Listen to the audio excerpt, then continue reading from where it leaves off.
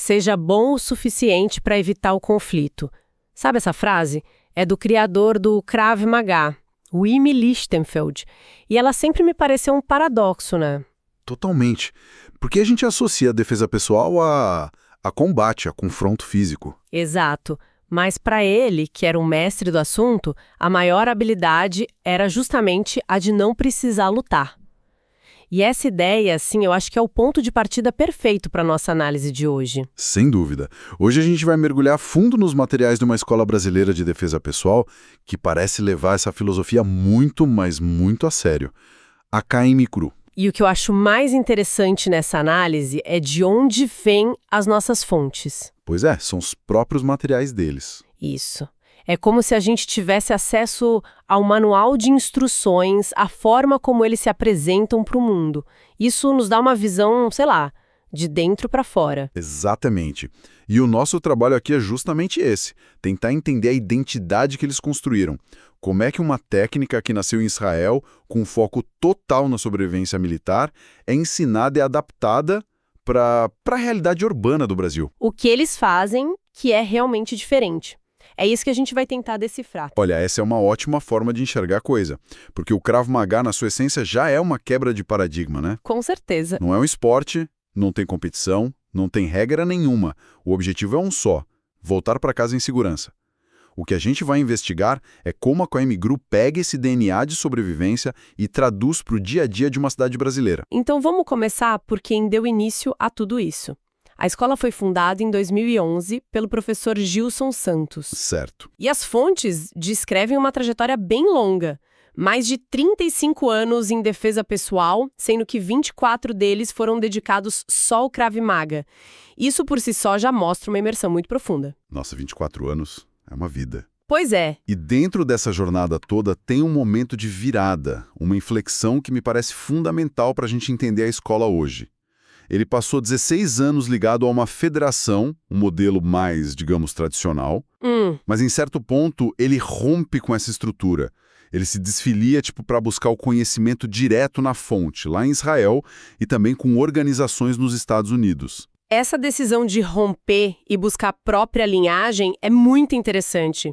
Mas aquela premissa que eles usam como base, de que o agressor raramente permanece parado, isso não é o fundamento de quase toda a arte marcial moderna? Sim, é uma boa pergunta. O que eles fazem com essa ideia que é genuinamente diferente, que justifica criar um método próprio? Essa é a pergunta-chave. A premissa em si não é nova, mas a obsessão com que eles aplicam isso parece ser o diferencial. Não se trata só de reconhecer que o agressor se move. Certo. Mas de construir todo o treinamento em torno da imprevisibilidade. Para eles, um treino onde você sabe exatamente o que seu parceiro vai fazer é uma fantasia perigosa. Ah, entendi. A ideia é simular o caos, a dinâmica de um confronto real, onde não tem coreografia. É uma mudança de mentalidade que vai do tatame para a rua. E essa mentalidade fica muito clara na comunicação deles, que é quase um manifesto, né? Eles têm uma série de lemas que são repetidos à exaustão. E um deles me chamou muito a atenção. Deixa eu adivinhar. Sem medalhas, sem troféus. Exato. Sem árbitros, sem regras. Essa frase é uma declaração de propósito. Ela traça uma linha muito clara no chão e diz: o que a gente faz aqui não tem nada a ver com o esporte. Nada a ver. Numa luta esportiva, você tem um oponente, não um agressor. Vocês compartilham regras, peso, idade e tem um árbitro para garantir que ninguém se machuque gravemente. Na rua, a lógica é o inverso de tudo isso. E o outro lema, não é um esporte, Krav Maga é para a vida, reforça essa distinção, né? Brutalmente. O objetivo não é ganhar pontos, é sobreviver a um evento que você não escolheu. Tá, isso é ótimo como Martin estabelece um nicho bem claro. Mas, na prática, como se mantém a qualidade e a motivação dos alunos sem a estrutura de competição que define tantos outros esportes de combate? É uma boa questão. Sem faixas, sem campeonatos. Qual é um motor que impulsiona o desenvolvimento de um praticante? Aparentemente, o motor é a busca pela proficiência real. Eles substituem a motivação externa de um troféu pela motivação interna de se sentir mais preparado, mais seguro. Faz sentido. A filosofia do fundador, que está expressa naquela frase "não quero ser o melhor instrutor, quero ter os melhores alunos", aponta para isso.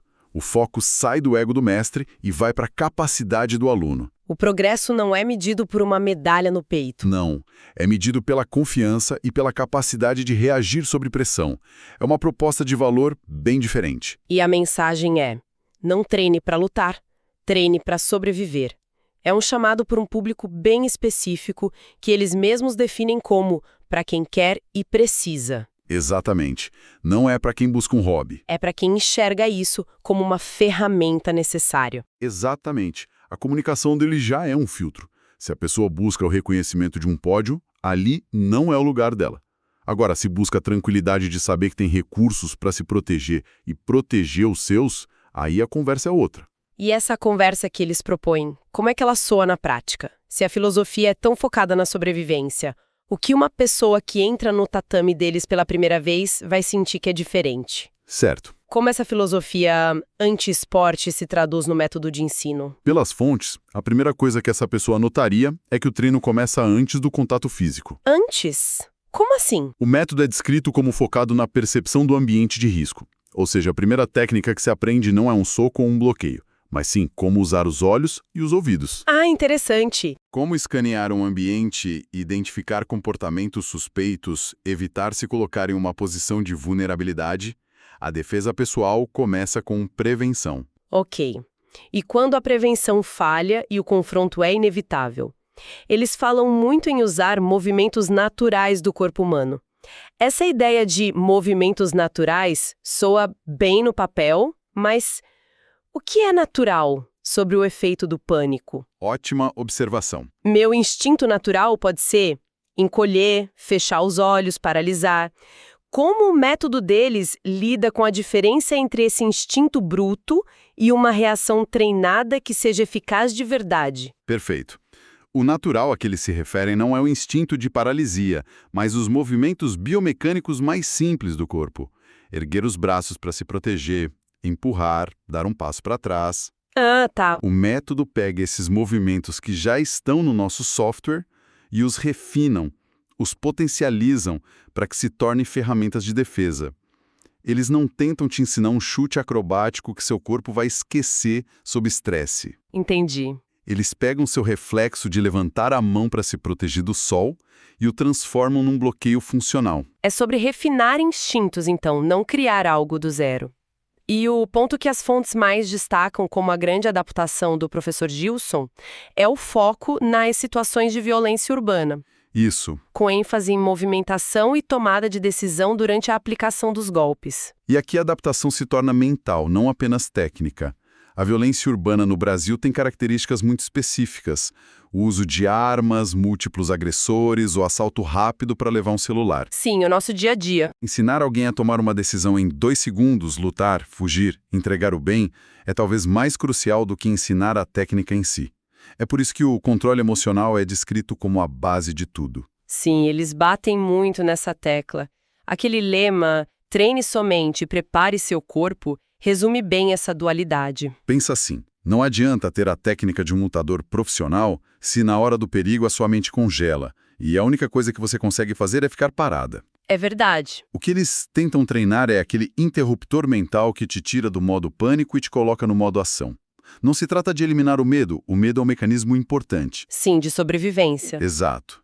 Mas de impedir que o medo te paralise. A batalha na sua cabeça acontece milissegundos antes da batalha física. E para construir esse interruptor, a estrutura do treino deles também é diferente. As fontes deixam claro que não se baseia na hora-aula tradicional. Não mesmo. Mas em treinamento intensivo e focado. A ideia é que a repetição massiva cria a tal da memória muscular. É exatamente isso.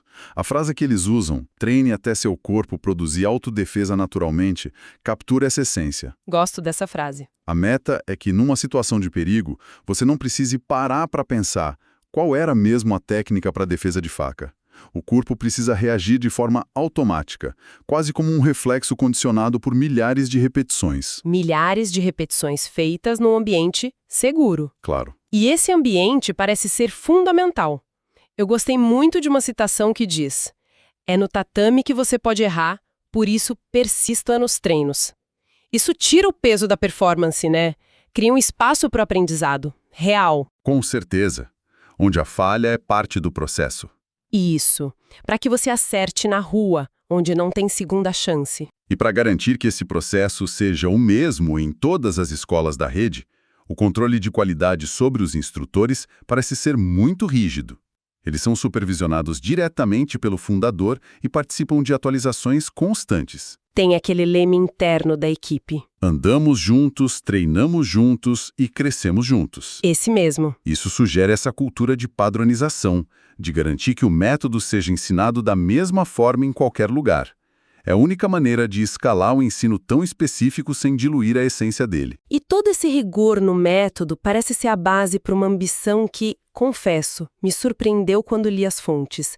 Eles não se veem só como uma escola brasileira. Não de forma alguma. Eles se posicionam de uma forma muito mais ampla, global. Sim, e essa talvez a parte mais fascinante da estratégia deles.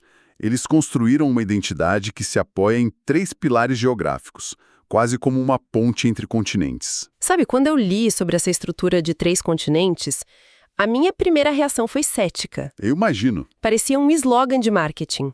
Pegamos a alma de Israel, a escala dos Estados Unidos e a realidade do Brasil para criar algo novo. Mas quanto mais eu lia, mais eu via como eles amarravam tudo. É uma construção de identidade muito deliberada, não é? Extremamente deliberada e muito inteligente.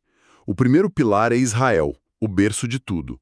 Ao dizer que honram as raízes de Emily Steinfeld, eles reivindicam autenticidade, legitimidade. Eles estão dizendo, nós bebemos da fonte original. Exato. Isso é crucial para qualquer escola de Krav Maga. O segundo pilar são os Estados Unidos.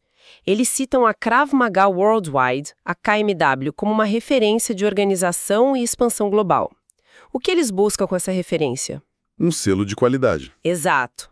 É a busca por um padrão internacional de profissionalismo. A mensagem é: não somos apenas autênticos, somos organizados e seguimos um padrão de qualidade reconhecido mundialmente. Isso transmite confiança. Seriedade. Com certeza. Especialmente para um público que talvez não conheça a fundo o universo da defesa pessoal. E aí vem o terceiro pilar, que é o Brasil. Eles nos posicionam como o palco da inovação e adaptação, onde a técnica pura é ajustada aos desafios urbanos do nosso cotidiano. Essa é a peça que garante a relevância. A aplicação prática. É a conexão com a realidade de quem vai treinar. E se a gente conectar tudo, a estratégia se revela. Eles estão dizendo ao potencial aluno: nós te oferecemos uma técnica com a autenticidade de Israel, com o padrão de profissionalismo dos Estados Unidos e com a relevância prática para a sua vida no Brasil. É uma proposta de valor muito completa e difícil de ser combatida. Muito. E isso não fica só no discurso. As fontes apontam para um passo bem concreto. Em 2025, eles planejam formalizar uma parceria com essa mesma organização americana, a KMW. Sim, da qual eles já se intitulam a primeira escola licenciada no país. Exato. E aqui a narrativa fica ainda mais interessante. A história da KMGRU começa com uma ruptura, com o fundador saindo de uma federação em busca de autonomia. Para criar o próprio método. E agora, anos depois, ele busca uma nova aliança, mas em termos completamente diferentes. Então é um equilíbrio delicado. Manter essa identidade única que eles construíram com tanto esforço e, ao mesmo tempo, buscar esse selo de aprovação internacional. Uma coisa não anula a outra. Pelo contrário, uma parece potencializar a outra. Ele não está se submetendo a uma estrutura, mas sim se aliando a um parceiro global que valida o método que ele próprio criou. Ah, boa perspectiva. É a jornada do herói, em certo sentido.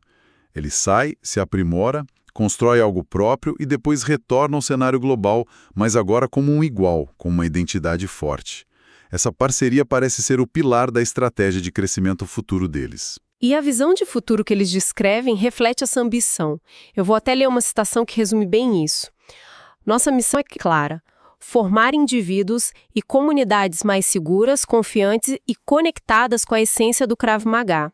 Juntos, estamos construindo um legado que transcende fronteiras e une continentes. A linguagem é grandiosa. Muito. E não é por acaso. Expressões como transcende fronteiras e unicontinentes reforçam essa identidade tripla que eles construíram. Cada palavra parece ter sido escolhida para amarrar essa narrativa que conecta Brasil, Israel e Estados Unidos. Então, ao final dessa análise, o quebra-cabeça parece montado. A gente tem o perfil de uma escola que construiu sua identidade sobre a jornada de um fundador que buscou o próprio caminho, Certo? sobre um método de ensino obcecado com a realidade urbana brasileira e sobre uma estratégia de posicionamento global muito bem pensada. É uma história fascinante sobre como pegar um legado e, em vez de apenas guardá-lo no museu, adaptá-lo para que ele continue sendo uma ferramenta viva e relevante para os desafios de hoje. Se a gente fosse resumir os pontos que mais saltam aos olhos, o primeiro seria essa rejeição total da mentalidade esportiva, né? Sem dúvida, o foco é absoluto na sobrevivência, na aplicação prática. O segundo, para mim, é a compreensão de que a batalha mental é tão ou mais importante que a física. Perfeito. A preparação do controle emocional sob pressão é o que diferencia o método. O corpo e a mente são tratados como uma unidade inseparável no treinamento. E, por último, essa identidade que é uma fusão muito bem arquitetada. Eles combinam a tradição israelense, o padrão de qualidade americano e a adaptação brasileira. Para criar uma marca que se apresenta como autêntica, profissional e, acima de tudo, útil para quem vive aqui. É um caso de estudo sobre como construir uma identidade forte e um método consistente num nicho tão específico. E por vezes tão cheio de clichês, né? Sim. Para fechar, vamos voltar ao início. A gente abriu com a citação do Emil Lichtenfeld, seja bom o suficiente para evitar o conflito, e vimos nas fontes da KM-GRU frases como defesa pessoal começa na prevenção. É o grande paradoxo do treinamento sério de defesa pessoal. A pessoa se dedica intensamente para dominar técnicas de confronto, mas o objetivo final de todo esse esforço é justamente desenvolver a capacidade de nunca precisar usá-las. Exato. E isso nos deixa com uma reflexão. Se o resultado final de um treinamento tão intenso é, na verdade, forjar a consciência, a percepção e a autoconfiança para desarmar situações antes que elas se tornem físicas, o que isso nos diz sobre o verdadeiro significado de estar preparado? Talvez a maior habilidade não seja saber como dar um soco, mas ter a sabedoria e a calma para fazer com que ele nunca seja necessário.